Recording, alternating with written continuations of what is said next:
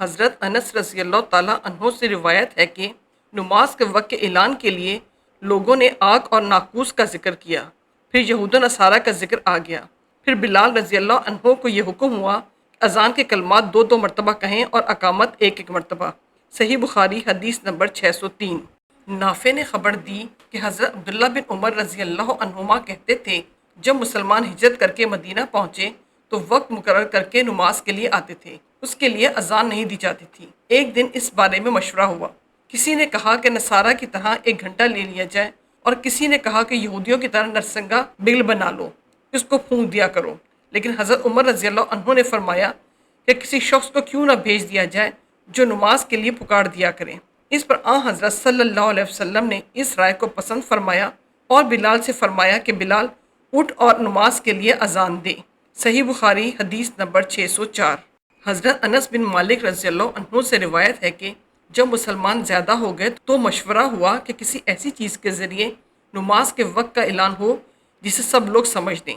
کچھ لوگوں نے ذکر کیا کہ آگ روشن کی جائے، یا نرسنگا کے ذریعے اذان کریں، یا نرسنگا کے ذریعے اعلان کریں، لیکن آخر میں بلال کو حکم دیا گیا کہ اذان کے کلمات 2 دفعہ کہیں اور تکبیر کے 1 دفعہ۔ صحیح بخاری حدیث نمبر 606۔ ابو ہریرہ رضی اللہ تعالیٰ عنہ سے روایت ہے کہ نبی کریم صلی اللہ علیہ وسلم نے فرمایا جب نماز کے لیے اذان دی جاتی ہے تو شیطان بھاگتا ہوا بڑی تیزی کے ساتھ پیٹھ موڑ کر بھاگتا ہے تاکہ اذان کی آواز نہ سن سکے، اور جب اذان ختم ہو جاتی ہے تو پھر واپس آ جاتا ہے، لیکن جو ہی تکبیر شروع ہوئی وہ پھر پیٹھ موڑ کر بھاگتا ہے۔ جب تکبیر بھی ختم ہو جاتی ہے تو شیطان دوبارہ آ جاتا ہے اور نمازی کے دل میں وسوسے ڈالتا ہے، کہتا ہے کہ فلاں بات یاد کر، فلاں بات یاد کر۔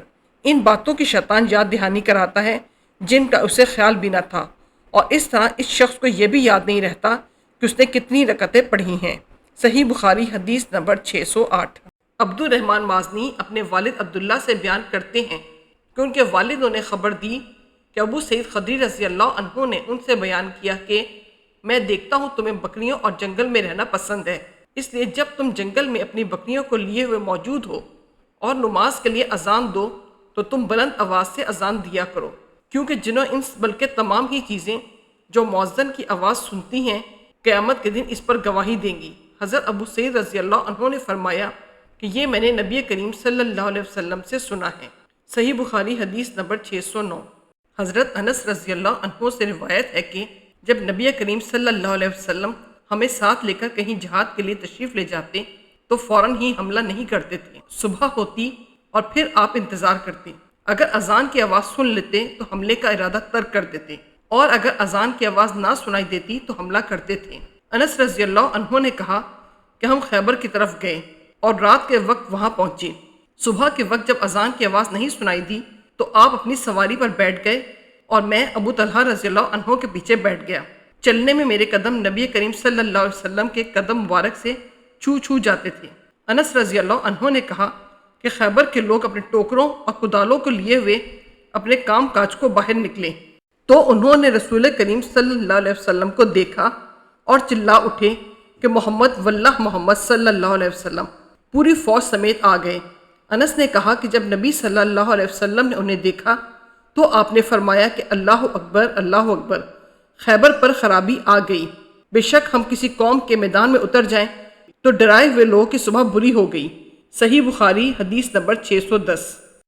حضرت صلی اللہ علیہ وسلم نے فرمایا اگر لوگوں کو معلوم ہوتا کہ اذان کہنے اور نماز پہلی صف میں پڑھنے سے کتنا ثواب ملتا ہے، پھر ان کے لیے قرہ ڈالنے کے سوائے اور کوئی چارہ نہ باقی رہتا تو البتہ اس پر قرہ اندازی ہی کرتے، اور اگر لوگوں کو معلوم ہو جاتا کہ نماز کے لیے جلدی آنے میں کتنا ثواب ملتا ہے تو اس کے لیے ایک دوسرے سے آگے بڑھنے کی کوشش کرتے، اور اگر لوگوں کو معلوم ہو جاتا کہ عشاء اور صبح کی نمازوں کا ثواب کتنا ملتا ہے تو ضرور چوتڑوں کے بل گھسٹتے ہوئے ان کے لیے آتے۔ صحیح بخاری حدیث نمبر 615۔ عبداللہ بن حارث بصری نے کہا کہ ابن عباس رضی اللہ عنہما نے ایک دن ہم کو جمعے کا خطبہ دیا، بارش کی وجہ سے اس دن بھی اچھی خاصی کیچڑ ہو رہی تھی۔ مؤذن جب حی علی الصلاۃ پر پہنچا تو آپ نے اس سے یہ کہنے کے لیے فرمایا کہ لوگ نماز اپنی قیام گاہوں پر پڑھ لیں۔ اس پر لوگ ایک دوسرے کو دیکھنے لگے۔ ابن عباس رضی اللہ عنہما نے کہا کہ اسی طرح مجھ سے جو افضل تھے انہوں نے بھی کیا تھا، اور اس میں شک نہیں کہ جمعہ واجب ہے۔ صحیح بخاری حدیث نمبر 616۔